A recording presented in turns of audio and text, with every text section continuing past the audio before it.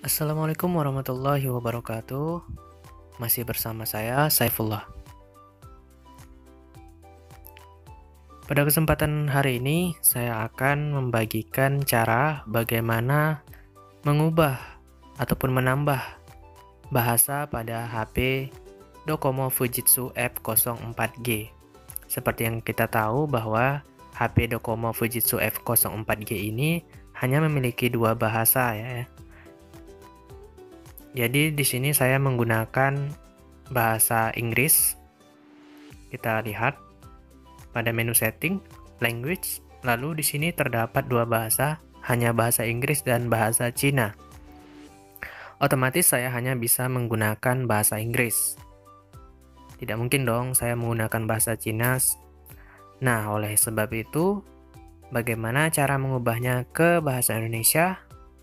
Pertama-tama, langkah yang harus kita lakukan adalah mendownload 3 buah file yang sudah saya siapkan pada kolom deskripsi video ini.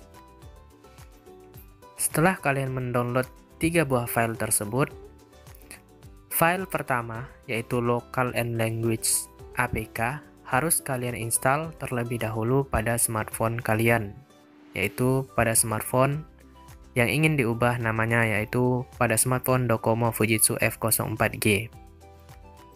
Aplikasinya seperti ini, berwarna hijau ya. Namun aplikasi ini tidak bisa digunakan sebelum kalian mengkoneksikannya ke sebuah perangkat laptop ataupun komputer. Nah, langkah selanjutnya adalah karena kalian sudah mendownload 3 file, file pertama sudah diinstal di Android, yaitu file local and language. Lalu file yang kedua, itu harus kalian ekstrak terlebih dahulu di laptop kalian. Nah, di sini kan ada 3 file yang sudah di-download ya. File pertama sudah diinstal, kemudian 2 file berikutnya itu harus diekstrak. Cara ekstraknya gampang, klik kanan pada file tersebut, lalu pilih extract here. Tunggu, nanti akan muncul satu folder baru. Nah, seperti itu. Lalu lakukan hal yang sama pada file berikutnya. Klik kanan, lalu pilih extract here. Nah, akan ada kedua folder baru seperti ini, yaitu folder ADB Windows Automatic dan folder USB ADB Driver Fujitsu 2.03. Oke, langkah selanjutnya sebelum kita melakukan penginstalan aplikasi dari local language tadi, kita harus menyalakan USB debugging atau USB debugging ya tulisannya. Pilih setting, lalu pilih device management yang paling bawah ya. Kita klik device management, lalu scroll paling bawah about phone, lalu scroll lagi ke paling yang bawah yaitu build number.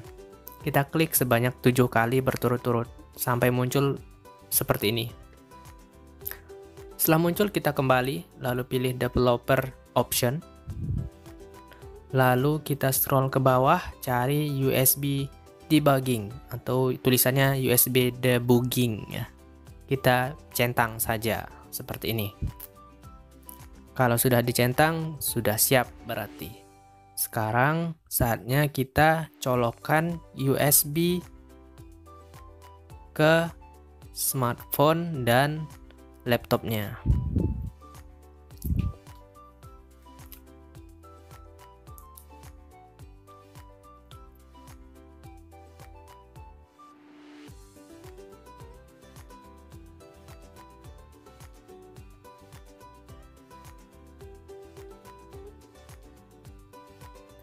Oke, sekarang langkah selanjutnya adalah tekan tombol start pada pojok kiri bawah. Lalu masukkan kata kunci device manager. Nanti akan muncul paling atas ya. Nah, seperti ini, klik saja satu kali.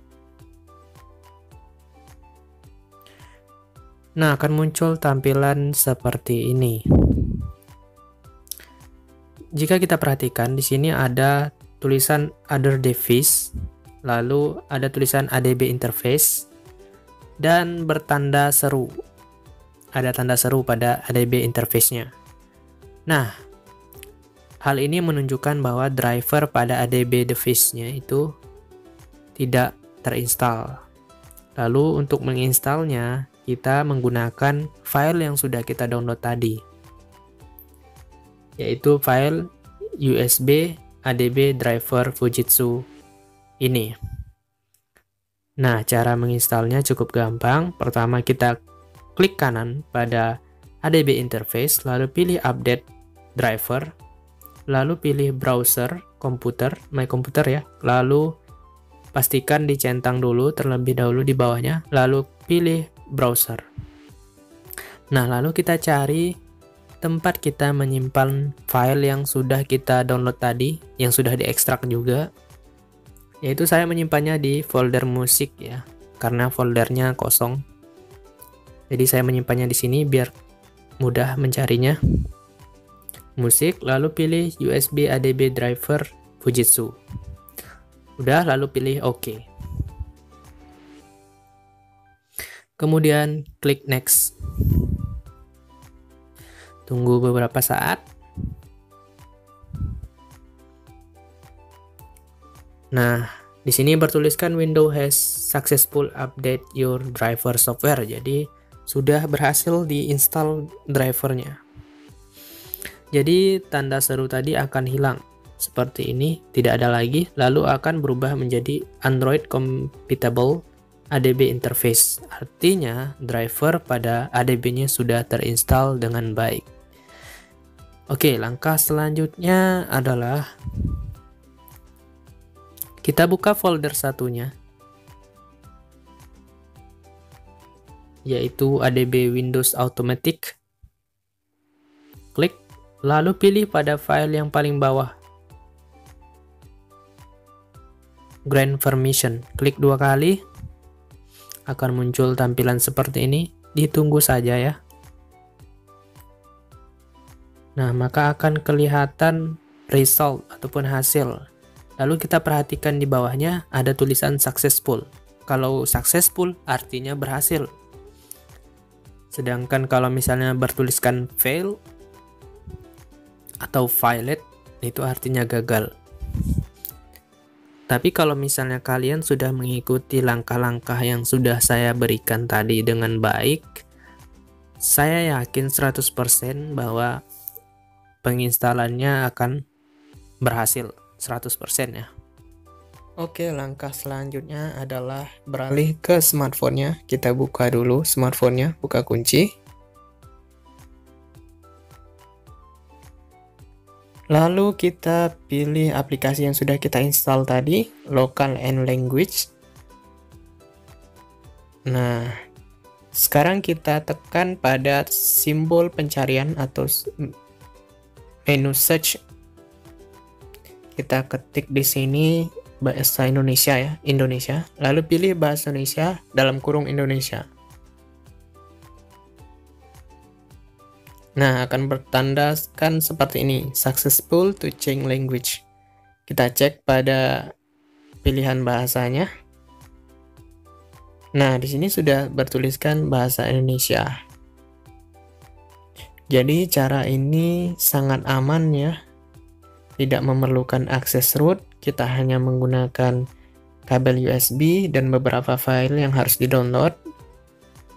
Dan yang perlu kalian ingat adalah cara ini tidak sepenuhnya mengubah semua bahasa pada smartphone-nya.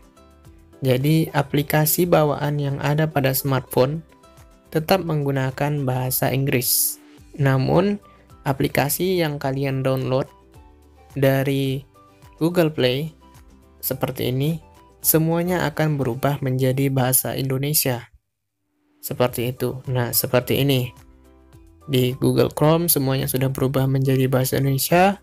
Google Play berubah jadi bahasa Indonesia. Di WhatsApp sudah berubah jadi bahasa Indonesia. Semuanya yang kalian install dari Google Play akan berubah menjadi bahasa Indonesia. Demikian dari saya, mudah-mudahan tutorial ini bermanfaat buat kalian semua. Jangan lupa klik like, share, dan subscribe agar mendapatkan notifikasi bermanfaat dari saya di lain kesempatan berikutnya. Wabillahi taufik wal hidayah. Assalamualaikum warahmatullahi wabarakatuh.